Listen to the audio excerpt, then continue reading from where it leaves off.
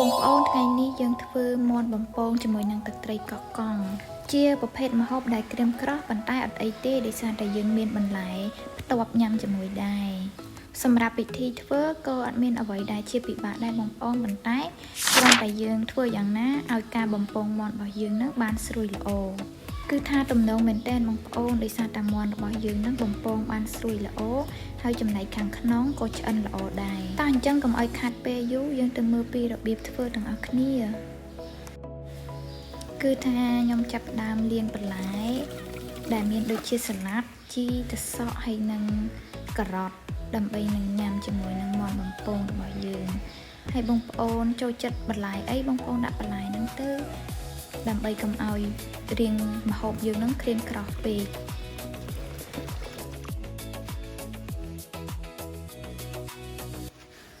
ហើយសម្រាប់មាន់វិញគឺថ្ងៃនេះខ្ញុំបានទៅទិញស្លាបហើយនិងគល់ស្លាបទាំងអស់សម្រាប់បងប្អូនចូលចិត្តទ្រូងមាន់ឬក៏ផ្លូវមាន់អីបងប្អូនជ្រើសយកកន្លែងណាដែលបងប្អូនចូលចិត្តទៅតែសម្រាប់ខ្ញុំចូលចិត្តស្លាបសម្រាប់ការបំពងមាន់ហ្នឹងគឺអត់មានអីពិបាកទេបងប្អូនមុននឹងបងប្អូនដាក់ម្សៅបំពងបងប្អូនរោយម្សៅស៊ុបក៏ដូចជាអំបិលមួយចុកទៅហើយចាំយើងរោយម្សៅបំពងពីលើថែមទាំងពងមាន់2គ្រាប់ដែរហើយចាំយើងធ្វើការច្បល់វាចូលគ្នាឲ្យសព្វ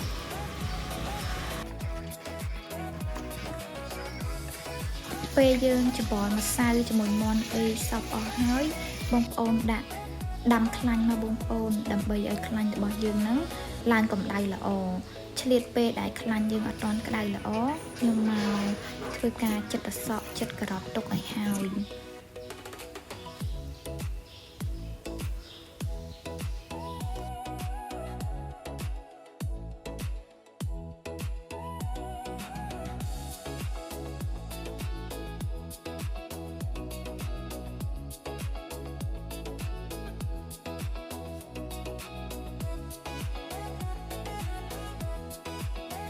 តោះបងប្អូនអញ្ចឹង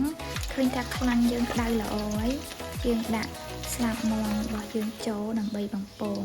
សម្រាប់ការបំពងហ្នឹងគឺមួយចំហៀងរយៈពេល10នាទីបងប្អូនហើយយើងនឹងស្រង់ចេញ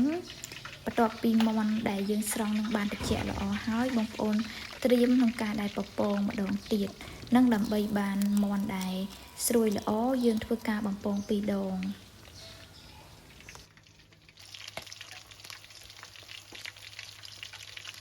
ហើយឆ្លៀតពេលហ្នឹងខ្ញុំមកបុកទឹកត្រីកោះកង់ទុកដែរ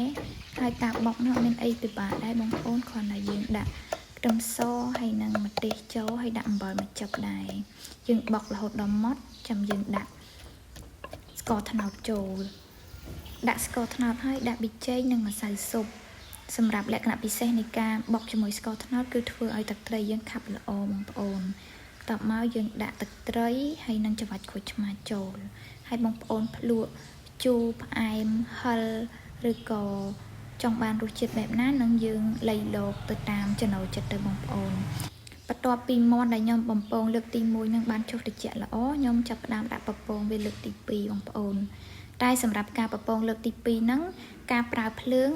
យើងអត់សូវប្រើភ្លើងខ្លាំងទេបងប្អូនប្រើភ្លើងល្មមហើយ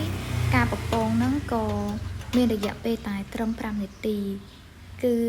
មាន់របស់យើងក្រហមល្មមហើយឆ្អិនដល់ខាងក្នុងក៏ដូចជាមានភាពស្រួយល្អដែរ